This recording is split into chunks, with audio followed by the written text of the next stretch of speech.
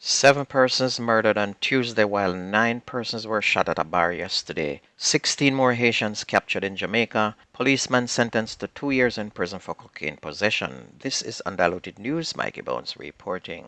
Another group of Haitian nationals were picked up yesterday morning in Anchovy Gardens in Portland. 16 individuals and a driver of a car in which they were traveling were taken to the Port Antonio police station, and it's reported that the Haitians were being transported to Montego Bay St. James, but the vehicle developed mechanical problems. Residents of the area tried to assist but got suspicious after the driver refused to unload his passengers from the vehicle.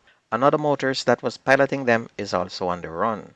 On Monday, 8 Haitians were found in Hector's River in the parish, and it is believed that a large group of the migrants arrived in the island Sunday on a small sailboat.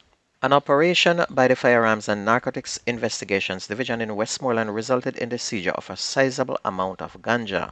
A property was inspected at about 2:30 on Tuesday morning. 28 netted bags with partially compressed ganja were discovered hidden in plants next to a building. The police said that they seized 316 pounds of weed in all.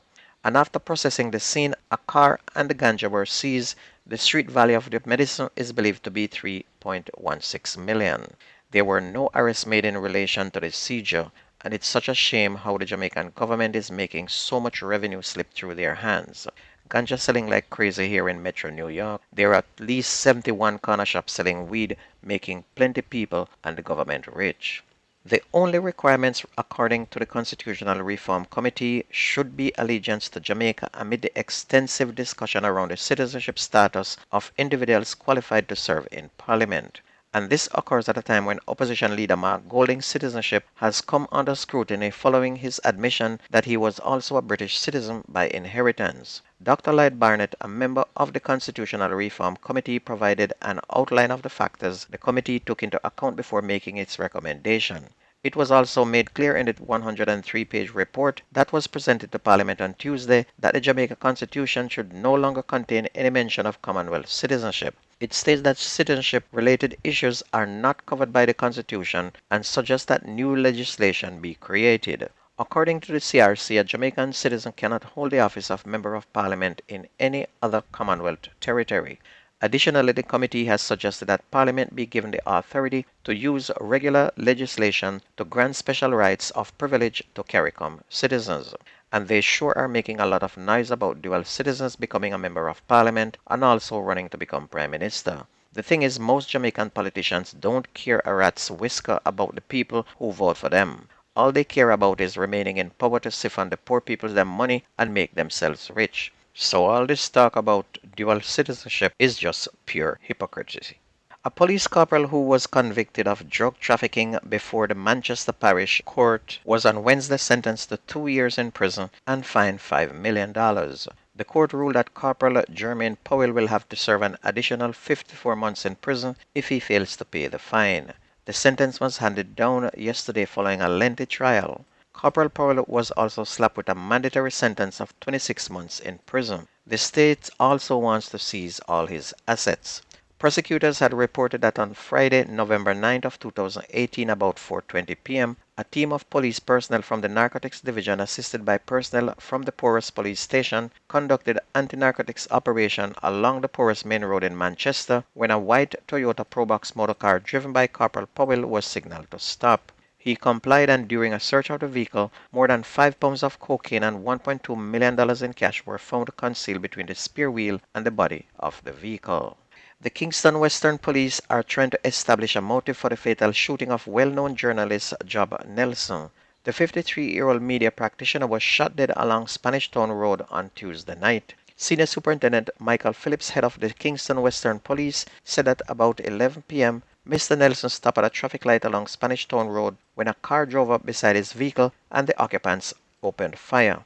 Mr. Nelson, who sustained multiple bullet wounds, attempted to drive himself to hospital, but his vehicle crashed along Coliseum Drive. He was taken to hospital where he was pronounced dead, and Mr. Nelson was employed to the Gleaner.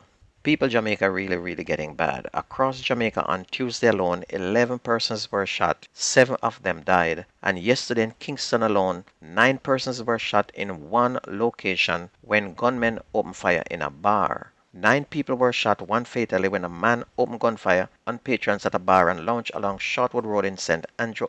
A woman died from her injuries in the attack, and it's reported that about 11:30 p.m., patrons were inside the lounge when a man entered and began firing indiscriminately. After the shooting, it was discovered that 9 persons, including 4 women, were shot. The police were called and the victims rushed to hospital. Superintendent Sharika, service head of the St. Andrew North Police, said that the police are trying to establish a motive for the shooting. She appealed to members of the public with information on the senseless act to contact the police, and 7 of the victims still remain in hospital. On to sports. Reggae Boys captain Andre Blake has reassured the nation that he should be ready for Jamaica's opening CONCACAF second-round World Cup qualifier against the Dominican Republic on June 6 at the National Stadium. The Philadelphia Union star has been sidelined with a knee injury. Blake has missed the last 4 games with the Philadelphia Union due to a knee injury and has been limited to just 5 starts in 12 games so far in 2024.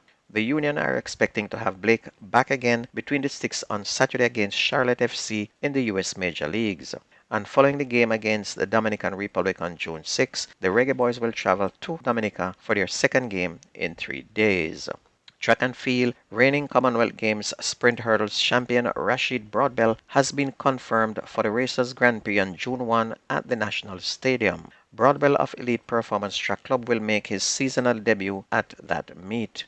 The national champion joins an already strong field in the 110 meters hurdle, including defending Olympic champions and compatriot Hans de Parchment, Americans Trey Cunningham, Robert Dunning, and Michael Dixon. The field is completed by fellow Jamaican Damian Thomas, Orlando Bennett, and Tyler Mason. In the meantime, 2013 World Championship bronze medalist Stephanie Ann McPherson has also been added to the strong women's 400 meters field. And don't forget, the best news and sports takes place on this station. If you ever miss the news, please go to YouTube, type in Jamerican Undiluted News, listen, like, share, and subscribe to keep it going. That's news and sports on your favorite radio. My name is Mikey Bones. I gone.